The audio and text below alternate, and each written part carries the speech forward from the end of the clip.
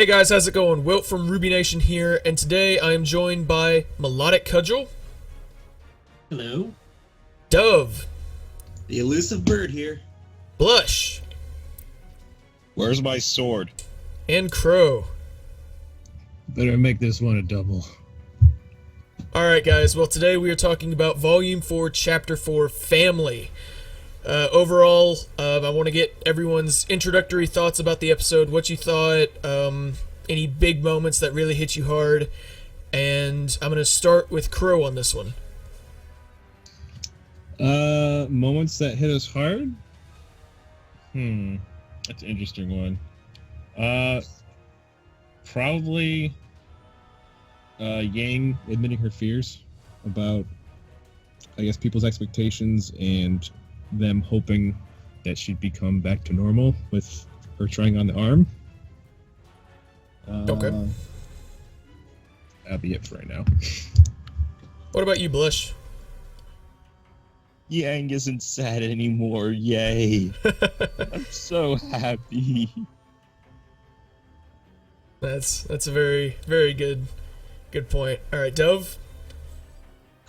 Well, like Blush said, we don't have the RWBY version of Sasuke anymore.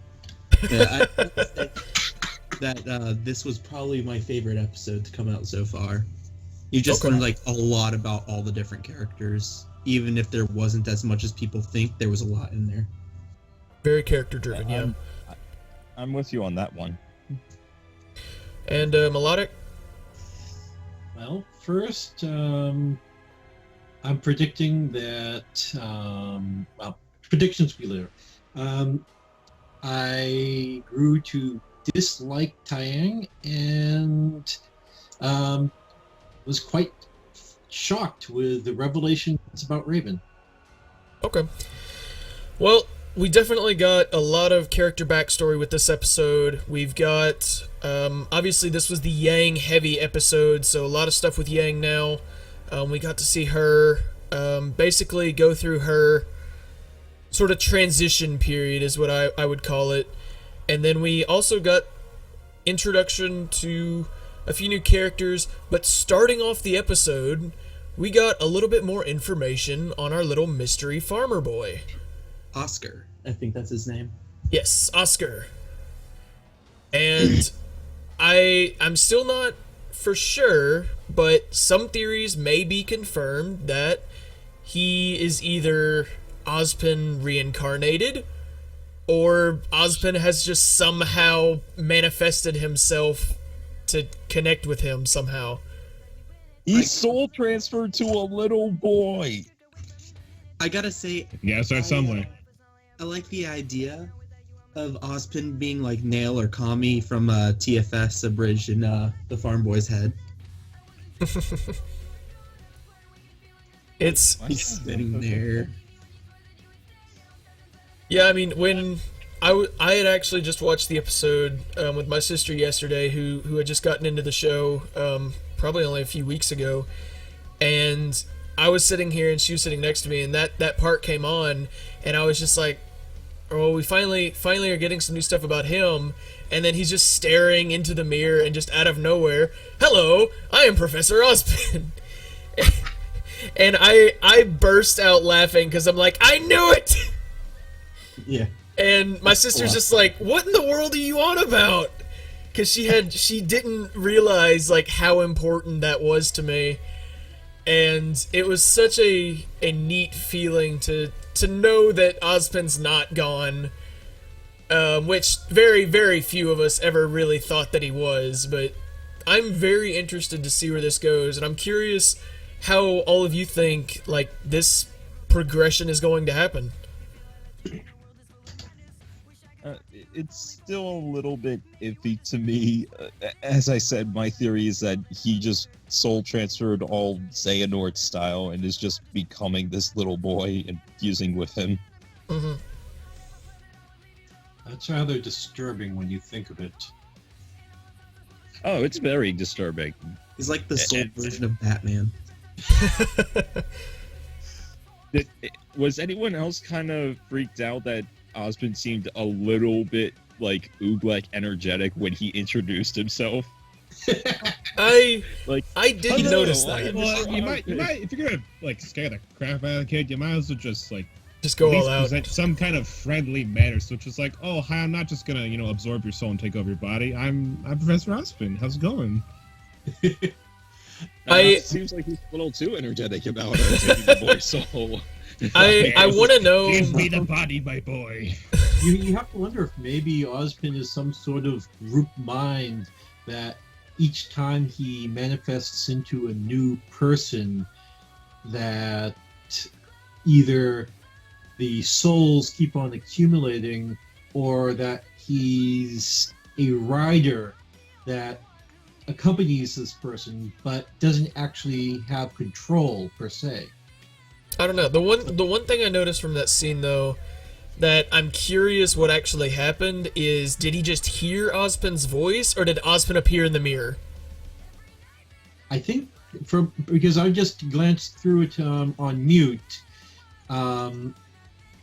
He's seeing, he's looking in the mirror and seeing something. It's like he's talking to the mirror. So I think that he's hearing voices in the mirror, and the mirror finally spoke back deliberately to him. Mm-hmm. So it's not seeing Ozpin there; it's hearing the voice and having it confirmed that I did hear something.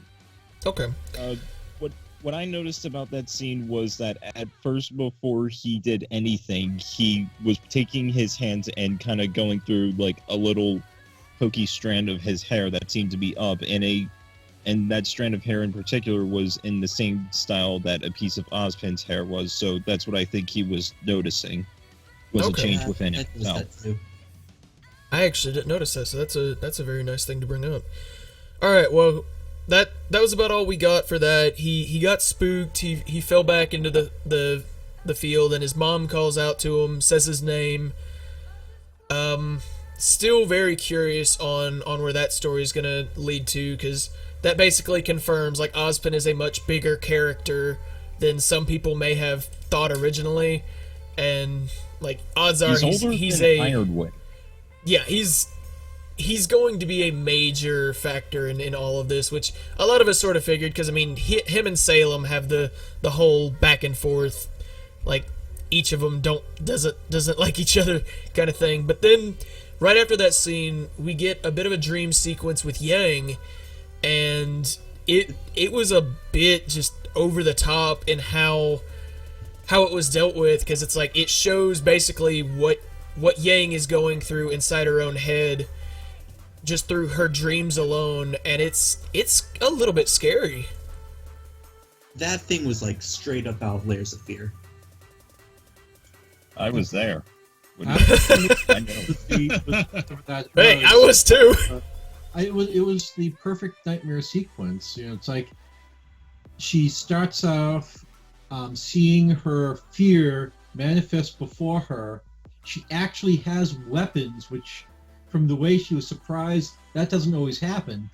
And no matter the power of her weapons, does absolutely nothing. Mm-hmm. And that is trying to fight your fears and being helpless anyway. To be fair, I'd be kind of freaked out if my bare arm suddenly grew shotgun gauntlets as well, so... Plus, it's Yeah. also a dream, so you're not exactly going to be thinking all that straight anyhow. Yeah. Yeah, she just gotta learn to lucid dream. Then she could just change it and beat the crap out of them, and there's her own therapy right there. Wait, so you're saying that growing shotgun gauntlets out of your arm isn't normal? Yeah, go see a doctor. I think you may want to have a doctor look at that. May I point out one fact about the dream sequence that I really liked and they paid attention to? Is that the Adam in Yang's dream doesn't speak. He doesn't have a voice, which I'm thinking back, that's really perfect because Yang has never heard Adam say anything. She just went up into that scene after he was already done talking. All he did was just cut off her arm and that was it. Like, that's all she knows about this guy. This Virgil-esque mother trucker. Well, you gotta calm down with the language there, man. Language. I am curious one thing though. What is with the patch on her left leg, I believe, that has the 3 skulls or something to that effect? I think it may just be a designer's choice for her pants. I don't know if it symbolizes anything. I thought it was more of just like a similar to how girl jeans have like designs in their pockets and things like that. But I didn't really pay too much attention to that. I mean, it could be something, but with it just sort of being there, not very pronounced, I just didn't really think anything about it because I've got it pulled up on the image and it doesn't seem like it was an important detail, but it could be. I actually failed to notice the skulls, which is a little odd because everybody else really loved zooming in on that bumblebee patch. I don't know if it's exactly skulls. It's sort of an abstract, just three identical shape things, and I'll pull it up on the image right now so that the people can see. But we're all talking about these little symbols right here on the pocket, and at different angles, they basically are just like pentagon shapes with like black circles in them. So I think it may just be just based on her clothes. But going from the dream sequence directly to her waking up, it's like she wakes up and immediately looks over at the arm, like sort of having the realization of it's like she feels hopeless.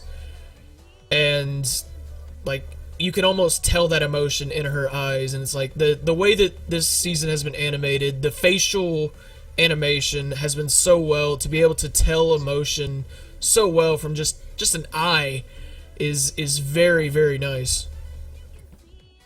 Gotta love that new graphics engine. Uh-huh. I do have to say, I kind of relate to Yang in a way.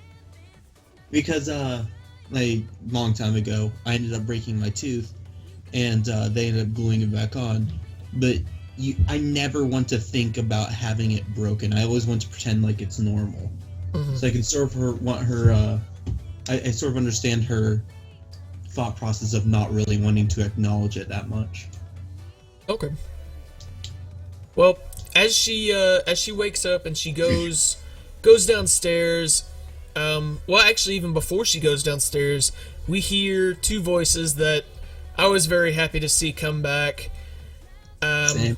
But we got Professor Port and Ozpin in a little sequence with Ty or Oobleck, not Ozpin. Crap. We technically do have Ozpin, but that's still. Well, we did get Ozpin back, but yeah, we got Oobleck and Port, and they're just having a good time, and it was great hearing them again because we had no idea what happened to them after the battle at Beacon, and it was just good to hear their voices again. Really good fellows. Which, something important right now. Qrow, you plan on wearing a skirt? You know, the first thing I'm gonna do if I ever go to convention cosplaying as Qrow is wearing a skirt. So heck yeah. I would pay to see Qrow in skirt cosplay. Oh no, it's gonna happen. If you give me like a couple months to go to my next con, it is going to happen. Like this is a thing. Mm-hmm. Nice. But the question is, can you ever be John in a dress? Oh, probably not, to be honest. Yeah, But- that'll be a tough one. But I mean, yeah, that's gonna be an interesting face-off. That Well- just really This time on Death Battle. Qrow's skirt versus John's dress. Well, Taiyang basically became a lot less likable with that because you get the feeling that this is not a single incident, that he ridiculed Qrow as much as he could. And this does kind of suggest how Raven got attracted to him because he does have this inner darkness that we just never really saw before. But as someone who has a bunch of really rough friends, I don't know if I could really see it as an inner darkness, but more of just like he he was the kind of kid, like, because, I mean, the story is obviously, like, when they were all growing up, it feels like, but a few of the select lines of dialogue basically sort of, and it confirmed later in the episode, of how Qrow sort of joined in late to the party, obviously because of something we'll talk about later, but with Tai sort of just being more of a ruffian rather than like a bad person, but he was the kind that likes to play the jokes. He's the prankster. He's very Yang-like. And I mean, if anything else, it brings like a lighthearted mood to the group, as well as just like his personality. He likes to lighten up the mood in general. Like it's think about like the time period right now, what's going on, since that it's kind of a dark and upsetting time. It's just after the fall of Beacon, and there's not too many good things to be too cheery about. And sometimes just recollecting the past of like pulling a prank on an old friend, and apparently surprisingly working very well in Qrow's favor as far as the ladies. But either way, like it's just nice to like reminisce about the good times and whatnot. And that's just it felt more that way instead of like more ridiculing, more of just like a friendly, cheery demeanor of just the fun old times and the good old days, if you will. Yeah. Well, Yeah, like everyone in my city pretty much kind of jokes about each other in the same way all the time. It's kind of called being bros with each other. yeah. And Yeah, I definitely get that feeling from Tai. I was the target, and so it's like I kind of emote more with Qrow, and I'm also remembering the very end of season 3 and the look that Taiyang gave Qrow when he was basically chased out of the room, and you do kind of get the impression that the reason they're friends is because of Raven and Yang, not because they're friends. I do think there is a darker history between Tai and Qrow, like you said, with that look and among other things. And there's plenty of theories that plenty of people have had. Obviously, the probably the biggest one being like Tai isn't RWBY's actual dad and stuff like that. But with this episode, we did see a brief, like basically a rough moment between Tai and Yang when they were sort of just butting heads, and it basically ended with, well, I can't really say ended with, but went to a point where it's like Oobleck and Port were caught so off guard by it, and I'm going to assume that Tai and Yang sort of just throw this kind of dialogue back and forth all the time, because I mean, as someone who has sort of gone through a rough point in their life, it's like the best thing that you can do is just laugh it through. And I feel like that's sort of what this situation was. It's like Tai and Yang are able to joke about her arm and things like that, and they almost have to get by in their life. But it was a very rough point, and that's where we sort of saw Yang as a more direct fatherly figure come out. And like, it may not be exactly what we all might picture as the perfect father figure, but for someone like Yang, I think it's what she needs. It shows how much of a bond those two really have, and how personal and close it really is. That's something that almost an outsider cannot really grasp right away. That may very well be, and I will have to wait another month just about before I'm going to be able to see Taiyang training his daughter and more of their interactions with one another. I don't think the pacing's going to be that bad for this volume. I feel like they just did the first 4 episodes to sort of, hey, the characters, here they are. Now that we've reintroduced everyone, now we're going to start blending everything together. I doubt we would have to wait an entire month to see where Yang's story continues, because she's probably at this point, the second most important character next to RWBY. Yeah, we're gonna have to wait like a month and a week because of Remnant, so... Oh, not that again. Yes. It's RWBY's version of filler arcs for anime. Like, it's just, roll the Remnant, give us another week, please. I guarantee you that's why they spaced it out like that.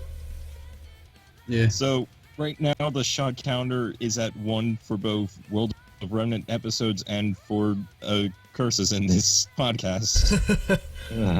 Well, you're getting the Nevermore treatment. I don't want to be swallowed like Cudgel. Not again. Alright, well, going Well, I heard from... Yeah, which doesn't matter. I'm the sheep. I'm the one who does all the swallowing. Wait a minute. Well, you get there. All right. That's a bad joke. I shouldn't even bring it. Alright, we're just gonna move on. Going from the, Your sort expression, of... Goliath in the room. Yeah, the Goliath in the room expression was a very sort of... Nice movie touch. Exactly. And, like, going straight from that is sort of, they all relaxed a little bit. Yang basically went back to bed. Port and Ooblik are heading back to Beacon. Tai specifically says, like, the reason he's not going after RWBY, which a lot of people were wondering why, is so that he can take after Yang, basically. And I think Yang, that's sort of what pushed her past the edge, because she doesn't want to be looked after, but she at the same time is, like, not ready to go full back into it. And I think that was the exact moment that Yang was just like, I've got to do something.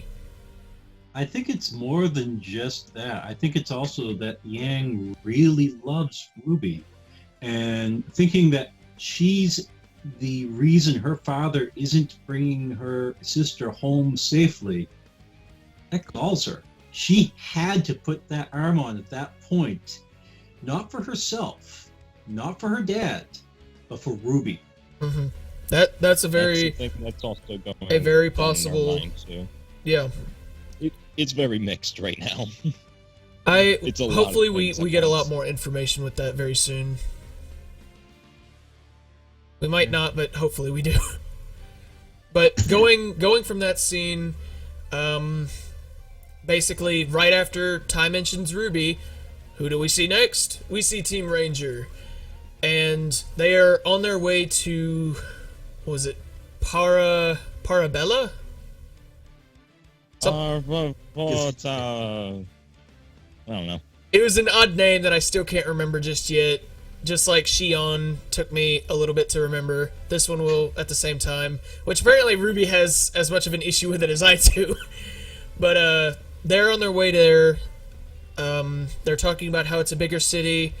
Ren and Nora may know of the city because Ren sort of immediately jumped on, hey, it's this place. It's like this. They have an inn. So my thoughts are Ren and Nora have probably been there. He knows what it's like. But then we get a little bit of insight into why Team Ranger is not running into as much Grim. And that's when... Hey guys, I thought we'd be aggroing a lot during this Yeah. clip. I guess we're not. It's like after the You're World of welcome. Remnant would constantly bring up, like, yeah, Grim attacks between the kingdoms are rampant and they're increasing almost every day. And we've really only seen, like, Team Ranger fight one Grim, and that was a Grim that they basically took on a mission to kill. But the reasoning was we got Qrow. And Qrow being the, and I'm gonna have to Nevermore myself here, the bad that he is basically just clearing the way for Team Ranger, and everyone sort of had the suspension of Guardian Flap Flap, and it's been confirmed now. May I just say Raven something? was there too. I just want to get this out. Qrow, why are you stealing all the EXP from your niece? She needs to level up.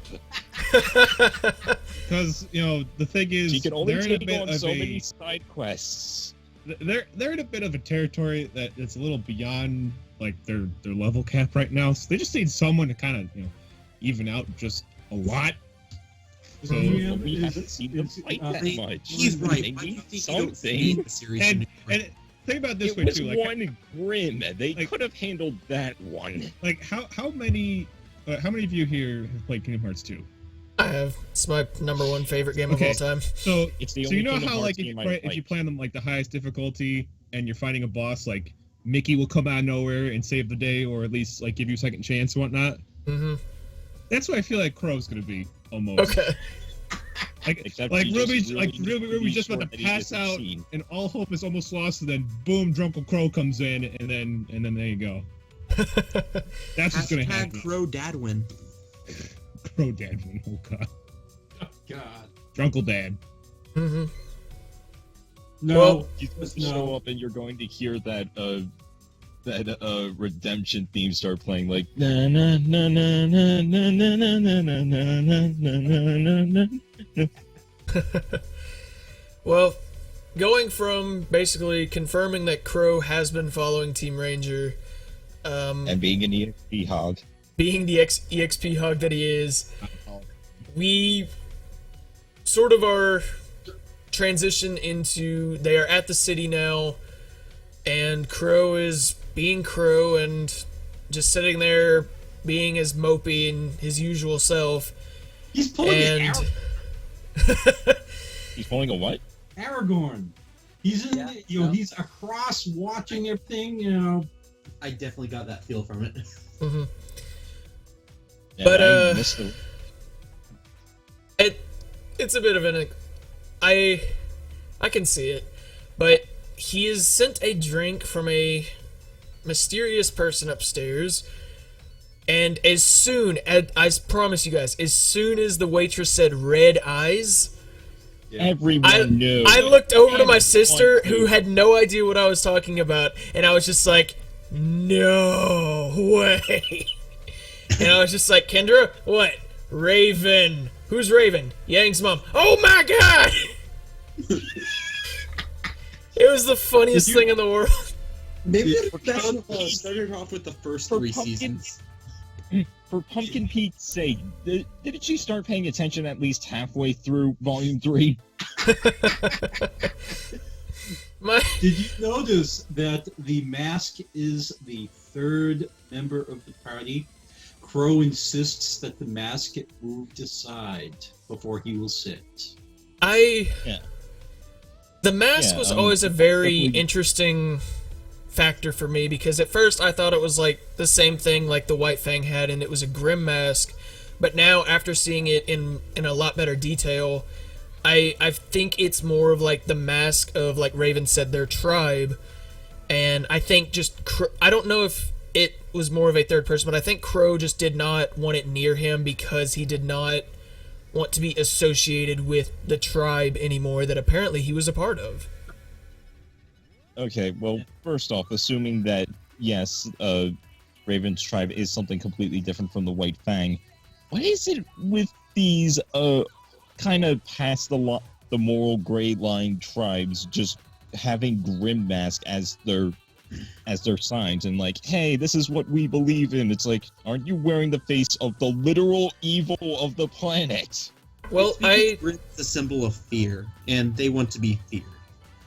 I want you to think about this. How long ago did the White Fang start up?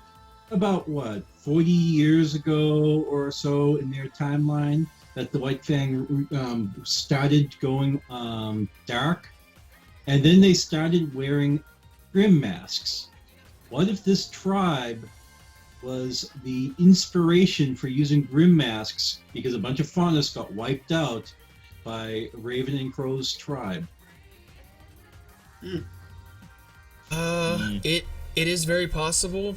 The biggest thing though that does sort of split the two things is that Raven basically said, I am the leader of the people now, and like we already know, like she's not the leader of the White Fang, because that's who Hazel is going to meet, and they didn't say Raven Branwen. They said someone completely different. But like we did get the confirmation that the bandit attacks that happened at Shion were Raven's group, and that was basically, and I hate that I'm gonna have to do this, I'm gonna have to Nevermore myself again. Raven's a... You seem to be breaking your own rule more than anybody else. I know! My friend. This episode, I knew it was gonna happen, and I was just like, I'm gonna have to do it to myself. I don't know how many times. But I wanted her to be good! She's not a good person! Well, I mean, yes, but I feel like she's more of a chaotic neutral, almost. I so wanted her to just be a mysterious guardian figure in the background, but after all of this episode basically threw that out the window, and she's like, no, she's literally just a bad person who doesn't like being around here. Hey, man. She I saved have a her question, daughter once, and that was it.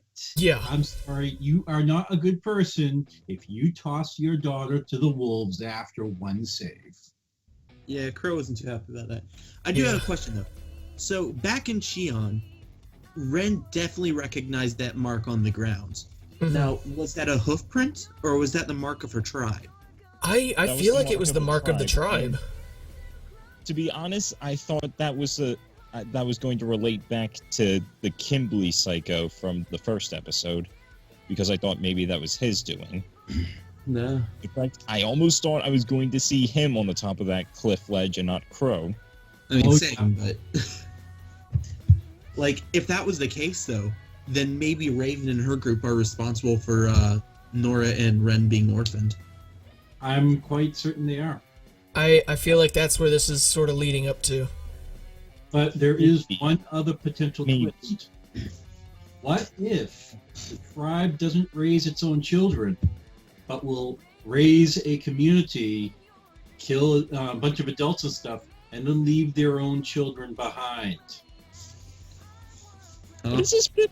This is the North Star bullcrap. It's very tricky to tell what Raven's end goal is. Like, she's got that very bandit mindset of the strong live, the weak die type thing with their tribe, and I feel like that conflicts like with a lot of other characters. I think it's less of a rule that they established and more of a rule of the world that they see now and that they have to live by. Yeah. It's probably like a mix of both. I'm not buying any of the theories discussed so far. It's not adding up for me. There's definitely way too much information that we don't know. Exactly. And we all know how spectacle and fractic and far-fetched a lot of RWBY theory that a lot of the fandom theories go when we don't have enough information. Mhm. Yep. Sure. One of the interesting What things theories are, though. is when we get the overhead view of Raven, the headdress that she has for part of her hair. It's going to be very interesting to see how quickly the fandom goes and add these extra implements to the cosplay outfits. There's already speculation if she has like a crow tail or a raven tail or something. Yeah. And that's already going back to like the White Fang theories. And like why maybe she abandoned her daughter upon birth. So That was always the fan speculation that the two could turn into crows and ravens. yeah. I'm not gonna lie, I would kind of like the twist of Yang discovering that she was a half faunus or something, but at the same time, it's like, that really wouldn't amount to much, maybe. Yeah, that may be a bit far-fetched, but it could happen. I mean, we're still at the point now where it's like we still know so little about everything happening in the background that it's like there's so many things that could still be a possibility. It's like the whole theories that have been shut down is at a minimal right now. Yeah. But anyway, that reminds me, I just realized this really lack of information that any outsiders of the conversation between Qrow and Raven is perfect for these two characters because there's no reason for them to discuss in further detail what they already know because they already know it. It doesn't need to be let out. Mm-hmm. So it's the perfect type of conversation to have to the viewers at this point. Mm-hmm. But going from there, we get the whole like Raven is leaving again. Everyone is freaked out, and Qrow. I feel like Qrow finished with the best line possible, and I really want that to sort of just being a sort of almost a Qrow catchphrase. And it was so good. It's just like, you're gonna want to make this one a double. Yeah. I love that this means of egress is so known that the waitress is freaked out just seeing Raven having walked away and make this a double. She kind of summoned an interdimensional portal with her sword and walked out. That's a bit out of the ordinary. That is not a gun. That is It's like, I'm used to guns and everything all the time, but this is some deep crap. Look, when Yeah, you have to have a huge so what commute to work. I mean, hold on.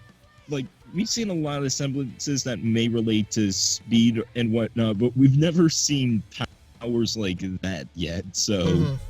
And also, at the same time, despite Raven having probably my first or second favorite weapon in the entire series, we've still only seen her use the one sword.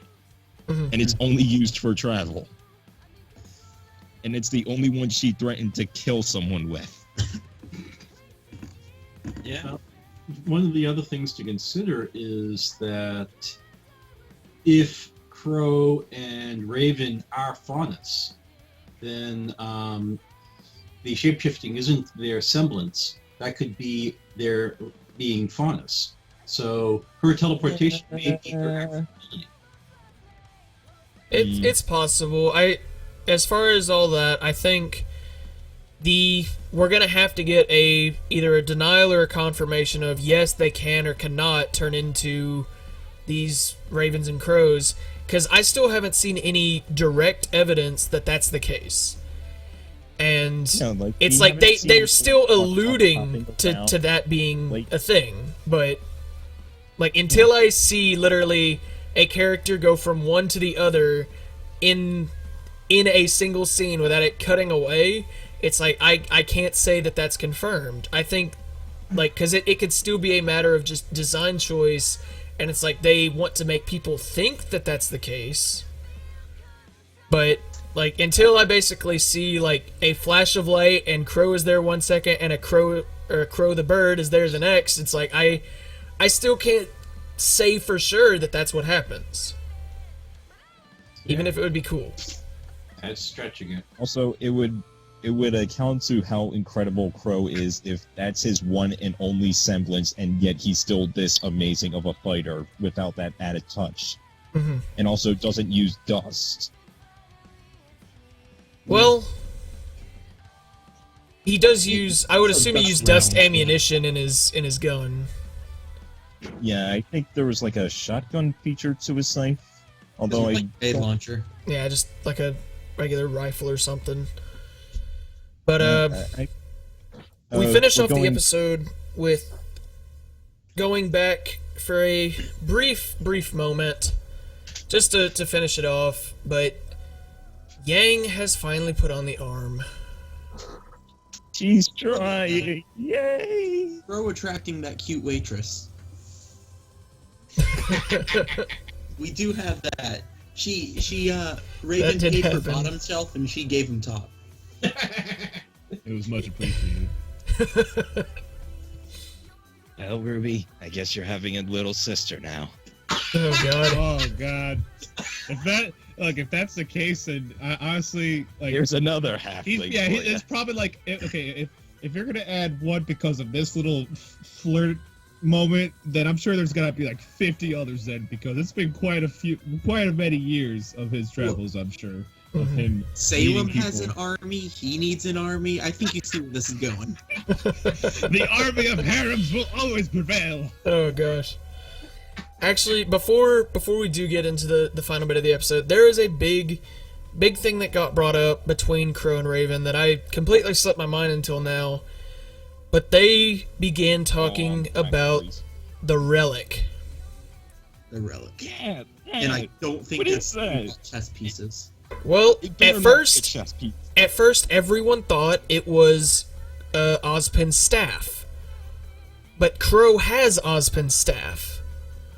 So, and then Qrow's, I don't know if he was just trying to push Raven away, like, no, I don't know where it is, or if he's legitimately like, no, I don't know where it is, but I also don't know where the Spring Maiden is. And Raven might know, she might not know. It was sort of alluding that she might know with the way that she sort of stormed off after the question. But with the relic in particular, I really am curious to know if it has something to do with why Qrow is following RWBY. Does RWBY have it? When she first said, does she have it, I thought she was talking about RWBY and the Silver Eye powers. I was too. In reference to how Raven used to be teammates with Summer, who theoretically had it as well. Mm-hmm. Theoretically. Well, she had silver eyes, but we don't know if she had the powers itself. They pretty much flat out confirmed it at the end of last volume. Yeah, No, just that the other silver-eyed warriors had died. I do feel like the way that they specifically the feeling of the theories passed along today. It's just nothing settling right. Well, they did. Qrow Qrow specifically mentioned at the end of Volume 3, like, silver eyes specifically is a rare trait. So what that would basically allude to is, like, anyone with silver eyes has this power. But not necessarily have it unlocked. Maybe not. It's like it took RWBY some time for it to come out of her, so it's like there could still be dormant silver-eyed warriors out there. But it can also be maiden powers, so that always seems to be an added bonus to semblances. But the one thing, though, that also, going back to the very beginning of the episode, that sort of canceled out another one of the fan theories was that Farmer Boy was a maiden, and that sort of is no longer the case anymore. I really wish Nor was in this Compost King by daylight, Spring Maiden by moonlight. He is a much bigger candidate for Compost King now more than ever. Because now that again we're in the dark on where's the Spring Maiden. He is the one named Farmer Oz. But I do think it's alluding back to the theory that Ozpin is the original wizard, because like him being reincarnated in this boy or whatever it's done. I can't really say reincarnated because I don't know for sure yet, but with him being connected to this boy, it's a lot more representation of, it's like he has a connection with him for some reason, and like the boy. I told you, he's just soul transferring like a jerk. Well, I don't know if that's the case. It's like because he needs Terra's body. Okay, that's just how it is. Well, then why pick a tiny little young boy? Pick someone strong and powerful and with a giant weapon. Who knows? Why a tiny little farmer kid? No. You gotta start when they're young and you're vulnerable, so you can just groom them to how you want them to be, and then boom, there's your ideal body right there. Boom. And you know what? You don't have to it's probably gonna take like 5 to 10 years. So if you're gonna have someone strong after 5 to 10 years, they're probably not gonna be in their most prime condition. But Compost King, man, oh man, he's going places. And he's still young. Like, he's prime potential candidate. Vulnerable, young, and just perfect right there. Alright, so Are you already at the end of your life where you're like, man, things would have been different if my 30-year-old mind, knowledge, and experience were just back in my 8-year-old self? I don't really want to go this direction, but in Naruto, Jinchuriki, especially like the Ninetales one, had to be sealed into a child because otherwise it would destroy the body. So Ozpin's one of the nine-tailed beasts. Look, Judas Priest, he is the demon. I don't want to say anything, but I've never seen the Ninetales Fox and Ozpin in the same room together. Oh. Yeah, well, we've never seen Roman Torchwick and Velvet Scarlatina in the same room together. What's your point? Roman's alive. He is not. Roman's gone. Get used to it. Yeah. All right, but You said that to me. but Grenade King. finishing, going back again to the end of the episode, we've got Yang coming out with her new arm, and basically she has accepted the fact that she has to do something, and she's willing to try, and that's when Taiyang basically says, all right, now we can get started, because he finally has gotten her to the point where it's like she knows what she has to do now, and that's all he wanted. She's also Yay. one step closer to Edward Elric. That's the funny thing I never got to discuss on these podcasts is how detrimental it was going to be for Yang to lose an arm, because physically speaking, she's one of the strongest in the show, and her aura and semblance makes that better. Absolutely. How could a cybernetic replacement relate to that? Like, would a cyborg arm ever grow as strong as her normal arm? Would this really actually be a handicap to this character? Because in every other piece of popular fiction, like, a character losing an arm and getting a prosthetic only made that character better, or just didn't matter. Like, Luke Skywalker lost a hand, everyone was kind of like, oh no, 10 minutes later, oh wait, he's fine, he's got a robot hand that's not going to affect his force powers at all. Edward Elric made him way better. Guts made him way better. Big Boss, who cared? Really? Like, this is like top line Atlas technology. You saw how RoboDaddy just manhandled those Grimm and stuff. Iron So- the Terminator, making bullies all over the world question their sexuality.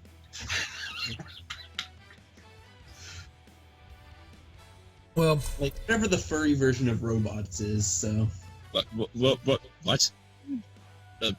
Okay, that's a completely different road than I was going down. Crime, you left me speechless. Son of a bitch, he's stealing my role. well, we finish Big off the shot. episode and go to credits after, like, we get to the illusion of, from the intro sequence of, yes, Yang is training with Tai now. I'm curious, how long do you guys think it's going to take for her to get her new outfit that we've been seeing? We haven't even seen the full outfit yet. I know, and I'm wondering where it is. It looks so cool. I just want to see it.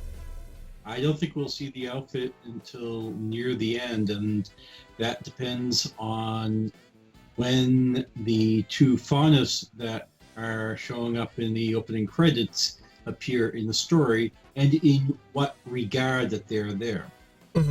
I forget what one of our other admins discussed about in one of our previous chats. Like, they mentioned about, like, this sage who acts like this Dante's Inferno Virgil guardian for this character, but there have been two representations of that character, and in RWBY they're just going off of both versions, one of which was like a fox and the other was like this tailed thing that I forget.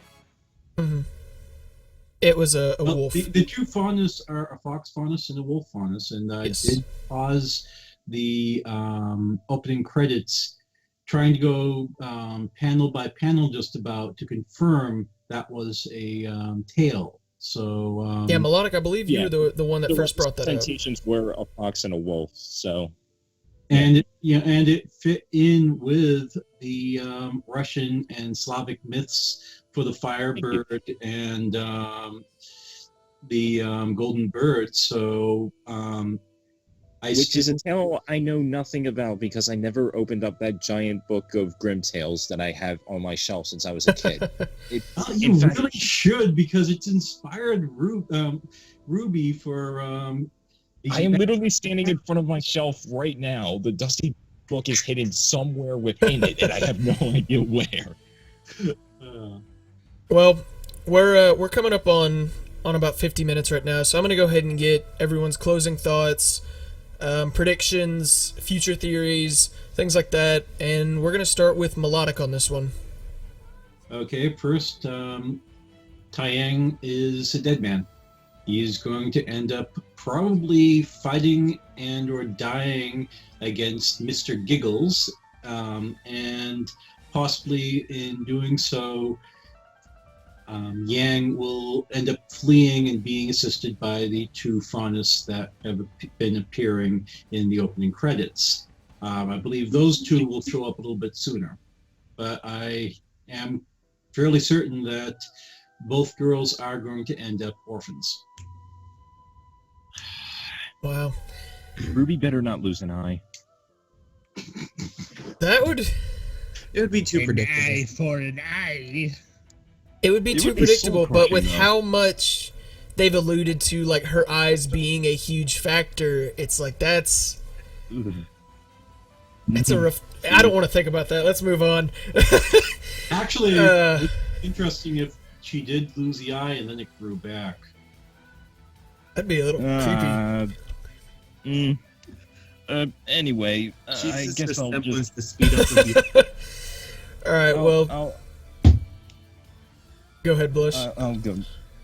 Yeah, yay, Yang's making a recovery. I'm not touching on this Raven conversation because too much unknowns at the moment.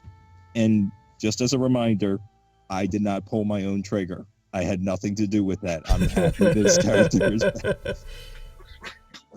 Also, Alright. more importantly, will she be facing her own shadow later? Because that seemed like a haunting thing, maybe. I mean, we're talking about these two sages we know nothing about yet, so... It's a very possible thing. From the open, I actually assumed they were part of the White Fang. Yeah, that's sort of what Have you I ever seen a White had Fang thought. member without a mask? Yes. That didn't Yeah. desert. That didn't desert. Well, I mean, Because we've also so far never we seen them only in their have the home two. base, so... maybe only have not, the but they two. sort of look like Assassin's Creed type characters. Well, if you think of it, that's more of a Requiesca de Pace. religious order. So I think they're religious faunts. Maybe. It's a very possible.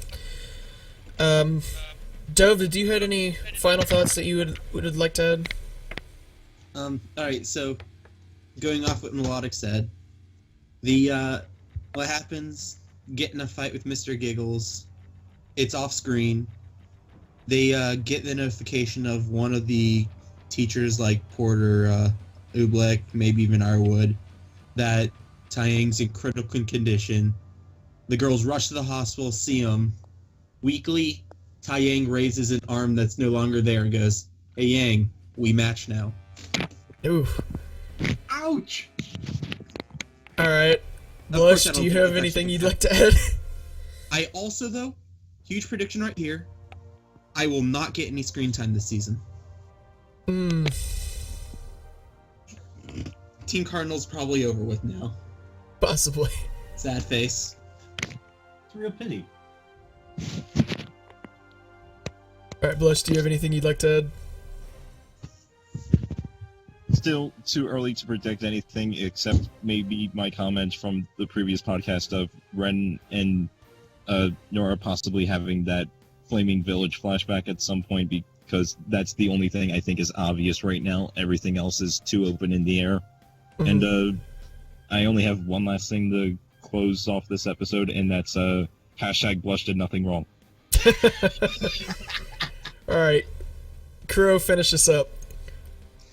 I just think it's gonna be really interesting hearing more about Qrow and Raven's past, as well as just Team Stark's past, maybe a little bit, since we're seeing more of the three remaining members, and also hoping to see if all these different factions, such as Raven's faction and just the remnants of Beacon, like Qrow and all them, hopefully coming together and having some epic battle with Salem and her crew and the massive amounts of Grimm that probably will also be there.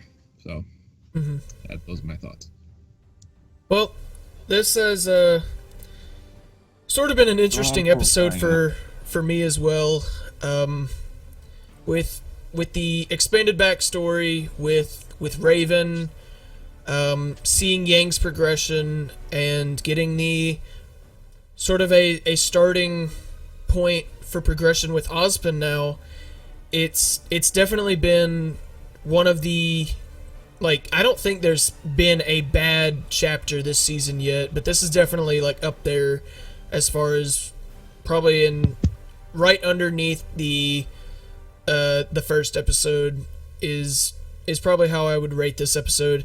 But thank you guys for joining me today. This has been admins Wilt, Melodic, Cudgel, Dove, Blush, and Qrow, and we'll see you next time. Take care. Later. Stay classy.